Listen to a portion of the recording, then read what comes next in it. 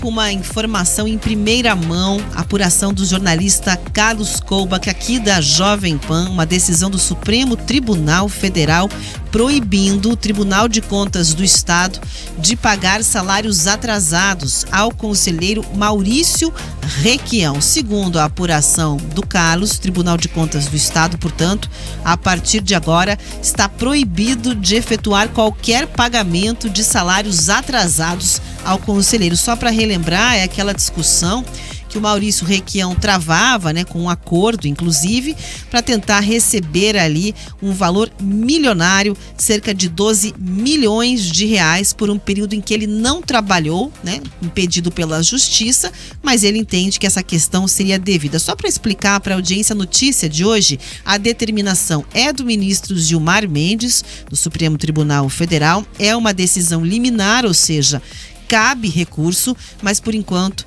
essa situação de receber esses aspas atrasados referentes a 13 anos segue suspensa. Vale dizer, né, que essa decisão ela não só veda pagamentos a Maurício Requião, como também tem ali um outro lado na apuração do Carlos Koubach, que é um pedido de informações ao Tribunal de Contas para explicar, opa, como é que é esse acordo? Vocês chegaram a um acordo a respeito disso?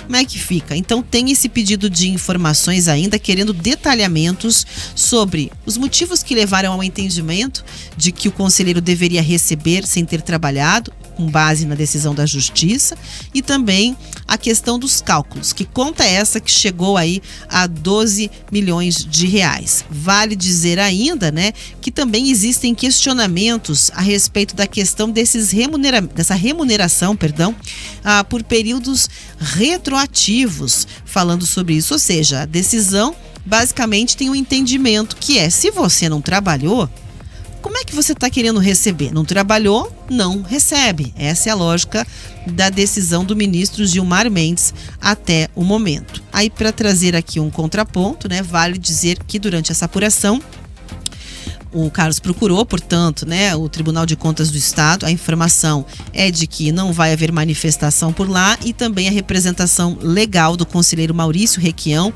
por enquanto, aguarda ali uma eventual manifestação sobre o assunto. Camila Andrade. É importante a gente retomar um pouquinho essa história para lembrar, aí quem está nos acompanhando na FM e também na live, o Maurício Requião ele foi afastado em março de 2009 e somente em outubro de 2022, por ordem do Superior Tribunal de Justiça, ele foi reconduzido ao cargo. Como a decisão do STJ ela foi transitada e julgada em maio, na época, né, o Maurício Requião entrou com um requerimento no próprio Tribunal de Contas para receber esses valores atrasados. O que é importante, Rafa, a gente refletir sobre esse caso, né? É que essa ida e vinda de decisões judiciais fez com que supostamente se entendesse que ele pudesse ter direito a receber 13 anos de salários em atraso.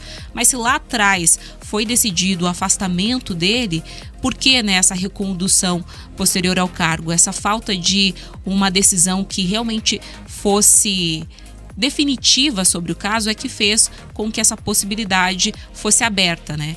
E por que é tão maléfico para nós enquanto sociedade? Porque a gente pagou alguém ao longo desses 13 anos, o cargo não ficou vago, outra pessoa ocupou esse cargo, recebeu salários, mas como no final das contas a justiça voltou atrás e entendeu que ele poderia ser reconduzido, aí subentende-se que ele poderia ter continuado no cargo ao longo desses 13 anos, e como alguém trabalhou no lugar dele, essa pessoa não vai ter que devolver os salários, nós teríamos que pagar 2 vezes por conta dessa ida e vinda aí da justiça. Então é um caso, eu diria que emblemático, que faz a gente minimamente refletir sobre a importância de se ter uma discussão mais aprofundada sobre cada um dos casos e uma decisão definitiva, que a gente não volte atrás, que não haja uma interpretação dúbia que depois possa ser revista. É claro que está sempre, né, ali à disposição de você rever decisões, é importante que isso ocorra, mas nesse caso em específico isso é muito maléfico para nós enquanto sociedade, porque em quantas situações, em quantos casos a gente acaba, como agora, né, muitas vezes correndo o risco de pagar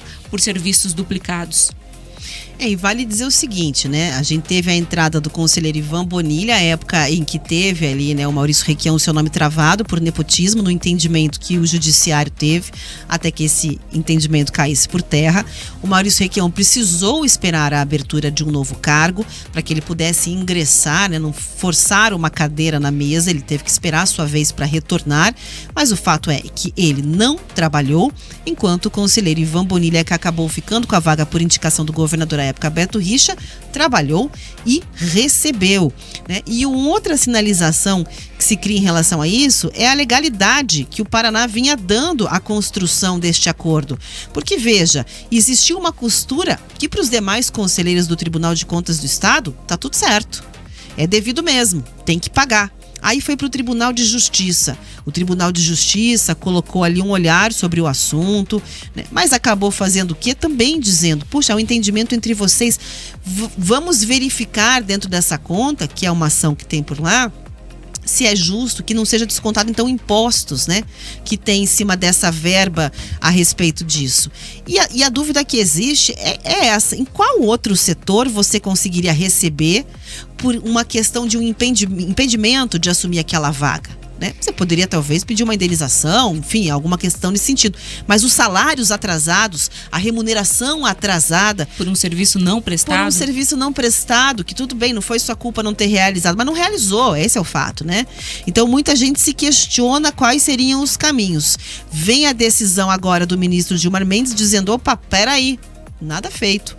Vamos barrar isso por enquanto, entender melhor essa situação. Quero explicações na minha mesa aqui, né? Que conta foi essa que vocês fizeram aí? E já dá uma sinalização dentro dessa decisão que o Carlos teve acesso, de que o jornalista aqui da Jovem Pan, para você que chegou agora, que apurou em primeira mão essa informação, de que não houve prestação de serviço. Então vai receber por quê? Essa é a dúvida e a gente vai aguardar, porque ela é uma liminar, pode recorrer. A gente também abre os microfones aqui da Jovem Pan para manifestações devidas das partes que foram procuradas ali pelo Carlos Kouba, que é jornalista aqui da rádio, tá? Então, só para a gente reforçar que os lados da história têm o seu peso, mas não deixa de ser um alívio para pagar com dinheiro público 12 milhões de reais, uma decisão que os paranaenses simplesmente tiveram que engolir goela abaixo, tanto para afastar o conselheiro, que depois se entendeu legítima a participação dele, quanto para colocar uma outra pessoa também naquela vaga. Não ficou sem ninguém, né? Esperando, de repente, uma decisão final.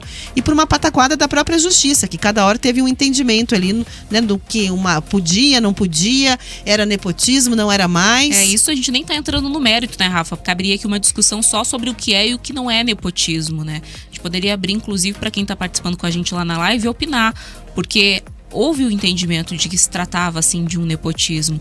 E agora, com essa reversão desse entendimento, dessa decisão, se gerou aí todo esse questionamento sobre o pagamento ou não desses anos não trabalhados. 13 anos. É uma história que já se arrasta aí há bastante tempo na justiça. E como a Rafa bem destacou, né? A gente tem agora pelo menos o alívio aí com essa decisão liminar de que não teremos que pagar duplamente, né? Por esse serviço que continuou sendo executado. Claro, alguém teve que assumir o cargo, afinal de contas é uma função muito importante.